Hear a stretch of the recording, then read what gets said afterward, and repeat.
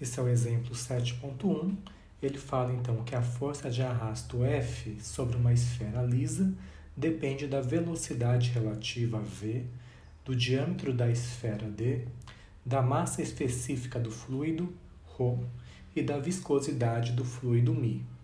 Obtenha um conjunto de grupos adimensionais que possam ser usados para correlacionar dados experimentais.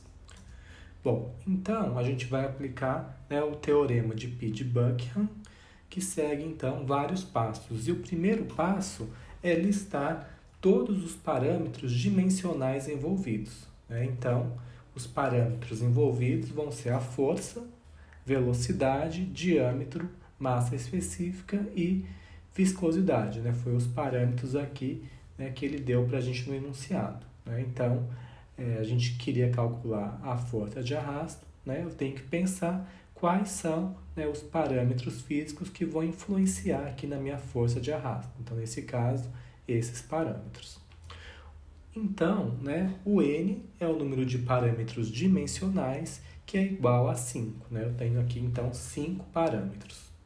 Bom, o segundo passo é selecionar as dimensões primárias. O que são as dimensões primárias? São as dimensões de massa, comprimento, tempo, e a gente, em transferência de calor, a gente vai utilizar também a dimensão de temperatura. Mas, nos nossos casos aqui, os nossos parâmetros eles podem ser definidos somente com 3 dimensões primárias, que é de massa, comprimento e tempo. Então, eu vou selecionar aqui as dimensões primárias m, que é de massa, o L, que é de comprimento, e o T, que é de tempo. Então, a gente tem R igual a 3, onde o R é o número de dimensões primárias. O terceiro passo é listar as dimensões primárias de todos os parâmetros em termos da dimensão primária. Tá? Bom, então nós temos aí os nossos parâmetros. Eu preciso, então, verificar quais são as dimensões primárias de cada um desses parâmetros. Então, a gente tem aqui uma tabela com as grandezas, e aqui a dimensão primária. Por exemplo, a área. A área é o que? Dimensão de comprimento ao quadrado. Então, é L ao quadrado. Volume. Volume não é dimensão de comprimento ao cubo? Então, L ao cubo. Velocidade. Velocidade não é comprimento dividido por tempo? Então, comprimento L vezes o T elevado a menos 1. Vamos ver um outro aqui. Densidade. Não é massa por volume? Então, aqui, massa vezes o L a menos 3. Então, eu tenho aqui a dimensão de todos os parâmetros. Tá? Então, vou listar essas dimensões para os parâmetros aqui que a gente está utilizando. Então, a força ml dividido por tempo ao quadrado, velocidade L, comprimento por tempo, diâmetro, comprimento, massa específica, massa por volume, comprimento ao cubo, e viscosidade, massa dividido por comprimento vezes o tempo. Bom, o próximo passo, que é o passo número 4, a gente vai selecionar uma lista de R parâmetros dimensionais que inclua todas as dimensões primárias, que seria, então, a gente chama de parâmetros repetentes. Nenhum parâmetro repetente pode ter dimensões que seja uma potência das dimensões de outros parâmetros repetentes. Bom, o que isso significa? Como a gente tem o nosso R, ele é igual a 3, a gente vai precisar, então, selecionar 3 parâmetros dimensionais. Tá? Então, eu tenho que selecionar 3 aqui desses que a gente listou. Eu tenho que selecionar 3 de forma que eu tenha os parâmetros M, L e T. Eu não posso, por exemplo, selecionar 3 parâmetros que só tenham o M e o L e não tenham o T. Tá? Então, eu vou selecionar 3 e esses 3 têm que conter juntos, pelo menos uma vez aparecer o M, uma vez o L e uma vez o T. E eu não posso selecionar 2 parâmetros que sejam por exemplo, potência, né? Por exemplo, se eu tivesse aqui um outro parâmetro que fosse a área, tá? Esse parâmetro de área teria, então, né, a dimensão primária L ao quadrado. Eu não poderia, então, selecionar o D e a área, porque um é potência do outro. Bom, então, né, eu vou selecionar aqui 3 parâmetros. Eu vou selecionar a massa específica. A massa específica tem o M e o L, então ainda preciso do T. A velocidade tem L e tem T, então agora eu já tenho os 3 parâmetros. Vou selecionar aqui o diâmetro, né, que é o mais simples de todos. Eu não seleciono aquele parâmetro, né, que eu quero encontrar, né? O meu objetivo é encontrar aqui a força, né? Então eu seleciono aqui os parâmetros repetentes, né, dentre aqueles outros parâmetros, tá? Bom, então a gente tem aqui o M, que é igual a 3, que é o número, então, de parâmetros repetentes. Bom, o número de grupos adimensionais vai ser dado, então, por N menos M. O nosso N era igual a 5, né? Então 5 menos 3, a gente vai ter, então, 2 grupos adimensionais. O quinto passo, então, vai ser formar equações dimensionais, combinando os parâmetros selecionados no passo 4 com cada um dos outros parâmetros. Bom, então, no passo 4, a gente selecionou o ρ, v e d e vou, então, combinar aqui com os parâmetros que sobraram. Sobrou aqui o F e sobrou a viscosidade, né? O μ. Além disso, eu vou colocar aqui, ó, né, os meus parâmetros repetentes elevados à potência. Tá? Então, vou colocar aqui, ó, o ρ elevado a A, V elevado a B e o D elevado a C. Tá? Então, esse é o meu parâmetro adimensional π1.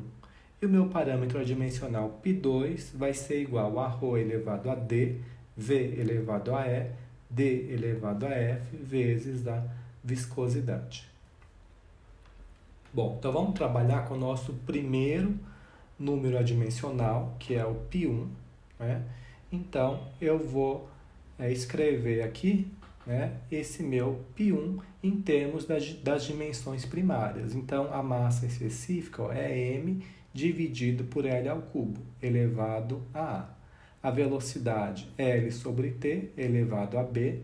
O D, né, comprimento L, elevado a C, vezes a força, que é ml sobre T ao quadrado.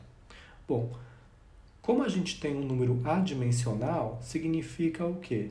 Que quando eu multiplicar, né, ou dividir aqui as unidades, a gente tem que cancelar, né? Ou seja, o meu expoente de m tem que ser igual a zero, porque, né, m elevado a zero daria igual a 1, L elevado a zero também é 1 e t elevado a zero também é 1. Né? Então, se a gente tem aqui, né, um resultado 1, significa que a gente zerou aqui todas as unidades. Né? A gente tem, então, um número adimensional. A gente não zerou, na verdade, né? Porque quando a gente cancela, ele fica igual a 1, certo?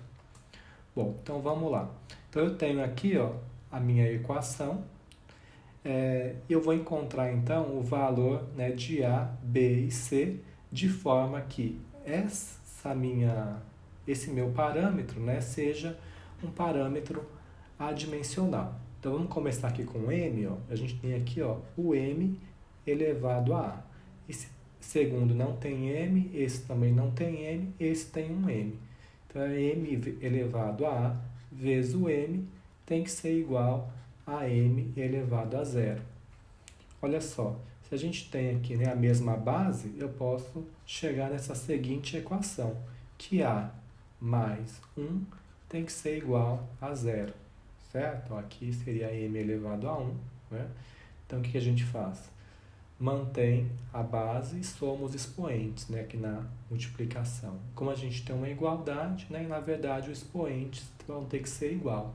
Então, aqui a gente vai encontrar que o A tem que ser igual a menos 1. Certo? Então, a gente encontrou o primeiro expoente, que é o A.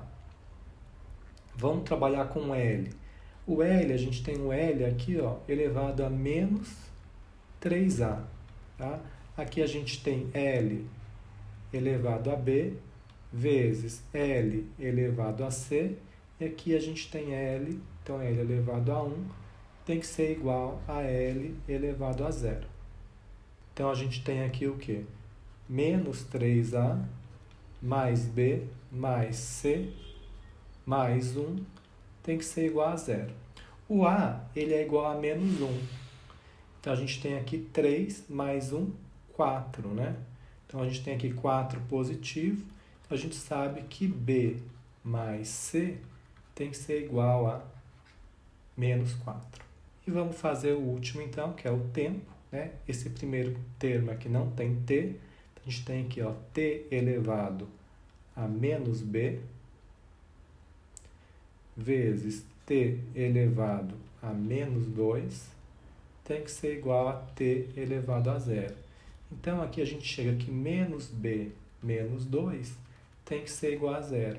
Então, B tem que ser igual a menos 2. Tá? E se B é menos 2, né, se a gente substituir nessa equação de cima, a gente vê também que o C tem que ser igual a menos 2. Bom, então a resposta, né, é que A é igual a menos 1, B é igual a menos 2 e C também é igual a menos 2. Então, o nosso número adimensional, que é ρ elevado a A, V elevado a B, D elevado a C vezes F, fica então, né, que π1 é igual a força dividido por ρ, V ao quadrado, diâmetro ao quadrado. Então, esse é o nosso parâmetro adimensional π1. Bom, a gente pode fazer a mesma coisa para o π2, né? Que o π2 é ρ elevado a D, V elevado a E, D elevado a F vezes a viscosidade. Então, vou listar aqui, né, em termos dos parâmetros principais, dos parâmetros primários. Então, vamos trabalhar primeiro aqui com M. Né? A gente tem M elevado a D, aqui a gente não tem M, vezes M elevado a 1. Isso tem que ser igual a M elevado a 0. Então, aqui, D mais 1 tem que ser igual a 0. Então, D tem que ser igual a menos 1. Vamos trabalhar agora com L. O L aqui, a gente tem L elevado a menos 3D. Aqui, vezes L elevado a E, vezes L elevado a F, vezes L elevado a menos 1. Isso tem que ser igual a L elevado a 0. Então, menos 3D mais E mais F menos 1, isso tem que ser igual a 0. Se o D é menos 1 vezes 3, eu tenho 3 positivo. 3 positivo menos 1, eu tenho 2. Quando eu passo para o outro lado, ele fica negativo, né? Então, o E mais F é igual a menos 2. Então, trabalhei com M, com L, falta o T. Eu tenho aqui T elevado a menos E, e aqui eu tenho, né, T elevado a menos 1. Isso tem que ser igual a T elevado a 0. Então, menos E menos 1 tem que ser igual a 0. Então, o E tem que ser igual a menos 1.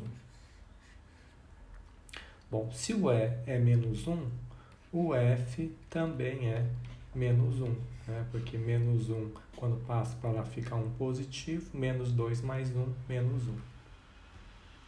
Então, né, D igual a menos 1, E também é menos 1 e F também é menos 1. Então, a nossa equação, né, o π2, vai ser igual a μ dividido por ρ VD. Então, eu tenho aqui os meus parâmetros adimensionais, π1 e π2, tá? Um último passo que a gente deve fazer é conferir, né, se realmente esses dois parâmetros são adimensionais. O que eu posso fazer? Verificar, né, colocar aqui as unidades de cada grandeza e verificar, né, se realmente são adimensionais. Tá? Eu não vou fazer essa etapa, mas é sempre bom conferir, né, para verificar se realmente os parâmetros são adimensionais. Bom, então a minha relação funcional vai ser, né, que π1 vai ser igual a uma função de π2, ou seja, f dividido por ρv ao quadrado d ao quadrado vai ser igual a uma função de ρ vd sobre μ. Nesse problema, a gente tinha dois parâmetros adimensionais. Se a gente tivesse mais parâmetros adimensionais, por exemplo, π1, π2 e π3, o que a gente teria? Que π1 seria uma função, dos outros parâmetros adimensionais, de π2 e π3. Tá? Então, sempre o parâmetro que eu quero, nesse caso aqui é o que tem a força, vai ser uma função dos outros parâmetros.